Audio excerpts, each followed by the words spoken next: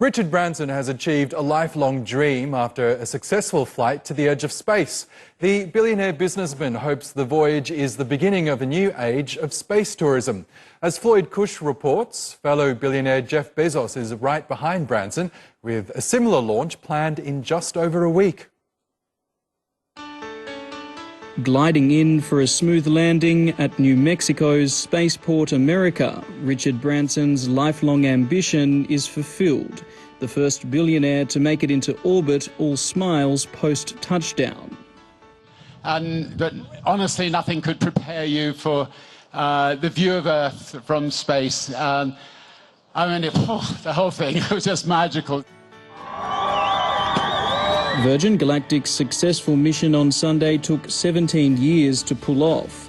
When Branson founded the company in 2004, he thought he'd have space tourists in the air in a few years, but he insists it was worth the wait. The mission statement that I wrote inside my spacesuit was to turn the dream of space travel into a reality for my grandchildren, for your grandchildren, and for many people who are alive today, for everybody. And having flown to space, I can see even more clearly how Virgin Galactic is the space line for Earth. His flight began in a carrier plane which ascended more than 15 kilometres above Earth. A rocket-powered space plane then detached and climbed to an altitude of 80 kilometres, or the edge of space. But this was no joyride. Branson says it was a test of the space tourism experience he wants to sell. Many people have already bought tickets, and with this test flight having succeeded, I'm guessing that next year they will be sending tourists into space.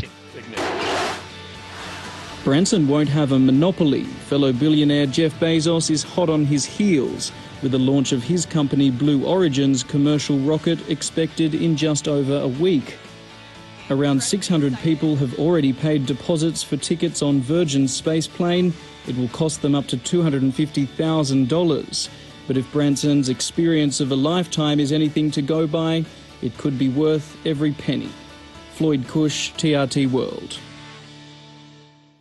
For more on this, let's speak to former Goldman Sachs Executive Director and future space tourist Per Wimmer.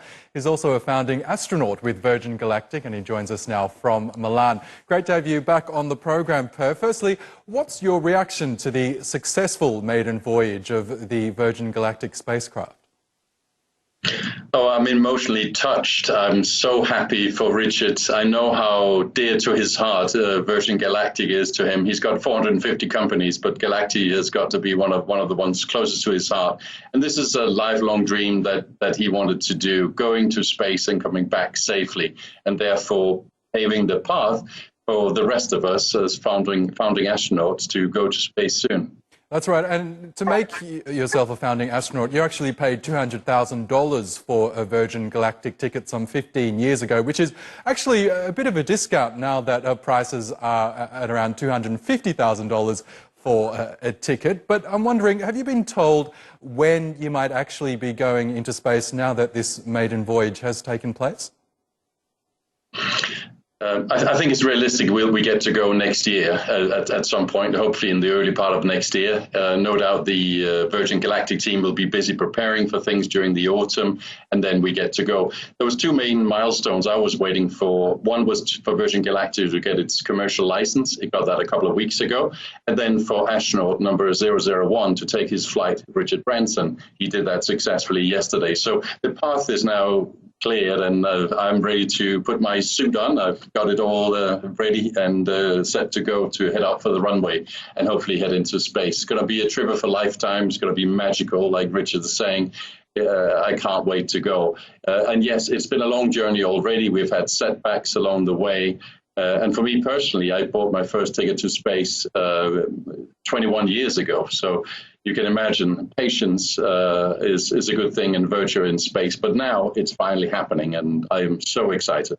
That's right, and it's worth noting that you actually bought your first space ticket, as you say, some 2 decades ago on the space adventure firm that didn't end up taking off the ground. So now you're on the Virgin Galactic rocket ship, if you like. But After the success of this maiden voyage, it is easy to forget that in 2014, a pilot was tragically killed during a Virgin Galactic spaceflight. Do you believe that safety will still be an issue going forward, given that this venture is very much a new thing? For sure, safety has always been paramount within Virgin Galactic. It will continue to be so, not only to protect the astronauts going up, but also it's a regulatory requirement for people on Earth. You know, we might hit somebody if things go wrong. And also commercially, it makes a lot of sense. I mean, if we have an accident, then it's good, it's bad for the business. So for all those reasons, safety has got to be paramount. And no doubt Richard wouldn't jump on the flight yesterday if he felt it was unsafe. There's been so much checking done. I know some of the engineers personally. I know how clever and skillful they are. And the FAA, the regulator, has obviously gotten their blue stamp on it. So yes, it's safe. Having said all that, it is a risky business going into space. You are effectively sitting on a big rocket that will release a lot of energy, taking you into space at 3 to 5 times the speed of sound. That is a little bit more risky than flying a normal Boeing 747, say London to Istanbul. So, and we're aware of that. We're conscious about that. But we think the reward of going to space certainly justified taking on a little bit of risk. As I mentioned, a ticket on Virgin Galactic is currently going for $250,000. Will space tourism then be something that's just for the super rich? I think over time you'll see, like in any other private enterprise, more players will come to the market. You will see a differentiation of the market. There'll be some low-cost carriers like we see in Europe, EasyJet and Ryanair, that sort of thing. So there will be some cheaper propositions and certainly lower ticket price than that, and therefore space will become in the reach of much more people. But there'll also be a higher end where you'll have greater experiences, staying longer, going further, etc. But there'll be a differentiation over time with various experience, going to the International Space Station, maybe going to the moon one day, who knows, etc. But it's all very exciting, and it's exciting to see private enterprise being involved here.